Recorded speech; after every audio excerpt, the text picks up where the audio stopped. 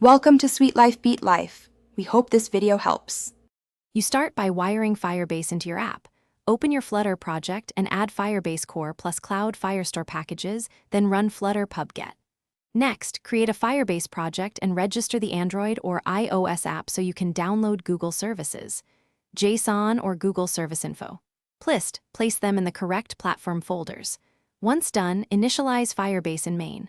Dart with widgets Flutter binding. Ensure initialized, and await Firebase. Initialize app. This step lets Firestore authenticate requests and configure the SDK. You now design how your data will flow. Choose collections and document ID, keeping documents compact for performance. Then implement Firestore access using Firebase Firestore.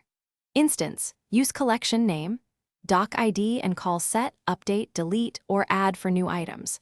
For typed Dart models, make with converter to map between Firestore maps and your classes. This reduces runtime errors. Once you wire streams with snapshots, your UI can rebuild in real time. So listeners reflect writes immediately and maintain consistency across devices.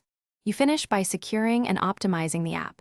Test Firestore rules locally with the emulator suite, then deploy rules that restrict access based on auth. Make sure to enable offline persistence so the SDK queues writes during connectivity loss, and design simple merge strategies to resolve conflicts when sync resumes. Finally, monitor reads and writes to control costs, create necessary indexes, and paginate queries. If something breaks, check Firebase. Initialize app, platform config files, and emulator logs for clear error messages. These usually pinpoint misconfiguration. Thanks for watching. Consider subscribing if we helped you.